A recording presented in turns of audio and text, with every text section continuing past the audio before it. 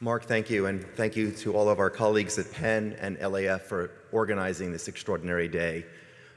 Per Gina Ford's presentation earlier this morning, which really rocked my world, Gina, I don't know where you are, but I was so proud of you. I will be your third balding white guy this afternoon. Or this is speed dating for landscape architecture, a new form of eHarmony. Sorry. Important questions about the cultural value of our shared landscape heritage are finally beginning to move from the province of theoretical arguments in the pages of scholarly journals to discussions in city councils, on editorial pages, in blogs, and elsewhere in the public realm. Increasingly and incrementally, the cultural value of landscape architecture is being reevaluated as the resurrection of the nation's urban centers continues. What role should landscape architects and the academic and educational organizations that serve them play going forward? As I reveal and explore the fundamental issues of cultural value, an issue that has received less attention than natural resource values, or what Ian McHarg referred to as the ecological view in his book Design with Nature, we must begin by recognizing that our ability to adequately assess and quantify the cultural value of landscape architecture is a work in progress. If we aspire to meet McHarg's quest for survival, success, and fulfillment, I suggest that a more holistic systems-based approach to problem solving and planning is essential. This is an opportunity to fundamentally expand upon the 66 Declaration of Concern and McHarg's lofty vision. In 1968, LAF co-founder Grady Clay wrote the following in an editorial titled, "Who Says Never Look Back?" To be forward-looking in our society is to march with its establishment, even to destruction or infamy. To look backward in anger or in spirit of inquiry is discouraged by generations unconcerned with yesterday. Yet it should be clear that yesterday is crammed with environmental miscalculations and ascertainable errors as well as successes. We would do well to admit that this country needs more formal, effective, and organized systems for reviewing and evaluating physical development and change. We need them so that we may improve our record of lousing up the landscape repeatedly, using the same tactics, making the same mistakes generation after generation with a familiar mix of cupidity and stupidity. Now, let's step back and consider the cultural context of the Declaration itself. 66 was the year of California dreaming, Born Free, and Don't Drink the Water. And the latter was not about Flint, Michigan, but a celebrated Broadway farce by Woody Allen. Meanwhile, within the profession, Lawrence Halpern published Freeways and unveiled Lovejoy Plaza in Portland, Oregon, while back east, Mrs. Johnson opened Reese Houses by M. Paul Friedberg, and Boston's Copley Square opened the same year. Exciting opportunities were in the air, reflected in ambitious projects of diverse types, scope, and scale, from the ecologically driven Sea Ranch in California and the Woodlands in Texas, to reimagining the public realm in our cities with Paley Park in New York, Nicollet Mall in Minneapolis, Sidney Walton, Golden Gateway, San Francisco, and the South Garden of the Art Institute of Chicago. However, another significant development on a parallel path with the Declaration was the sweeping Historic Preservation Act that would come just 4 months later.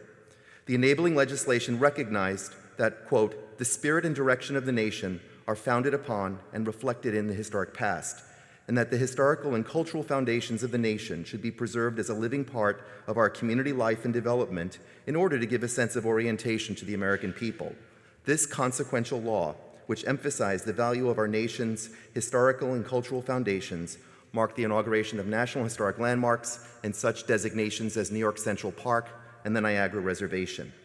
In addition, as we heard from Beth Meyer this morning, an Olmsted revival started to take hold, spurred by Man and Nature, the exhibition organized at Harvard's Graduate School of Design and curated by Professor Al Fine with assistance from the ASLA and students, which I believe include Joel Volpe, who's here with us today. Unfortunately, despite the growing resistance for Olmsted, Fine determined that the same could not be said of our shared landscape legacy.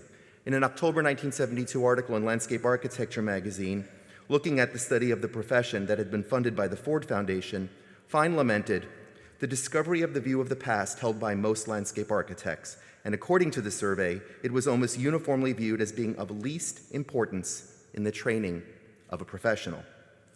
It had not yet been accepted by this profession that it is part of a historic stream.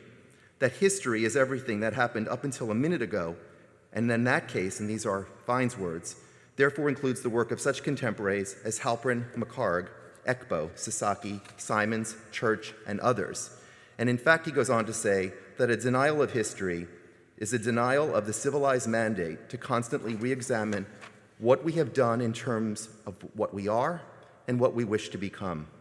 And this failure of reappraisal has contributed on numerous levels to the deterioration of quality in public land design. Without adequate appreciation of history, it is difficult to understand how members of any profession can view themselves as part of a humane and scientific discipline. As we mark the Declaration's half-century anniversary and the impending one for McHargue's seminal book, the time has come for us to expand beyond our understanding of just ecological systems to include the evaluation, quantification, and assessment of the historic and cultural value of landscape architecture. It is time for our universities and professional offices to reject antediluvian divides, adopt a more holistic mindset, and place a value on our shared landscape heritage, on equal footing with that of the artist. By raising the level of awareness of the past, Fine wisely observed, landscape architecture will be making a substantial contribution to a more popular understanding of its present and future goals. History, he continued, can enable landscape architecture to better understand the points at which it has interacted or failed to interact with other organizations and or institutions that should complement the goals and functions of the profession. Declaration co-signer Grady Clay noted, a principal recommendation of the 1969 study of the profession is that landscape architecture can be redefined as the art of applying scientific principles to the land, its planning, design, and management for the public health and welfare, with a commitment to the concept of the stewardship of the land. The time has come for stewardship practices to embrace and incorporate natural and cultural values in our quest for survival, success, and fulfillment.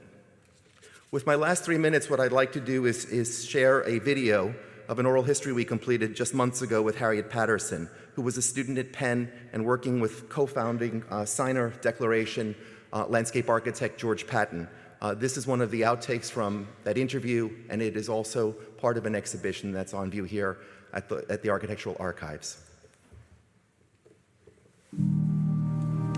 It came across to me quite recently. In my papers, I had some studies that were made of women in the field between 1900 and 1930. And of course, Beatrix Farren was my idol, absolutely from the beginning.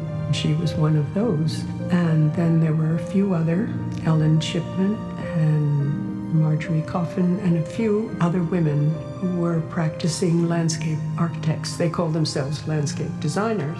And there were, about 250 names, with a very brief outline of what their education had been, which was, I would say, 2/3 had been to the Lothrop or the Cambridge School, and the rest had been through universities. But they were from all over the country, and some had continued privately, private gardens largely, and then many had written books on color in the garden, on all kinds of aspects of gardening. And I was overwhelmed when I saw the list of the names and realizing that these women had really were in obscurity now for the most part. There were a few, Carol Johnson, who succeeded brilliantly, and a few other names that I recognized, but for the most part they're lost. But they were doing their work. I suddenly realized, no, I really belonged with this group of women in a way, because I was drawn by art. And I think that most of these women were artists and had found a means to expression through landscape. And they persisted, for the most part unknown, but created gardens and made a great impact on their environment. And they've been unsung and forgotten. I just think that it was a necessary purging of the profession that Ian McHargue practiced, that he brought about a huge change in the profession, which had become self-indulgent. But at the same time, these artists, I think, were lost. and their heritage it was not transformed. So I think Ian McHarg, when I come to him and my reaction to Ian, he absolutely gave the earth a voice and a conscience to the practitioners and gave us all a sense of responsibility for nature.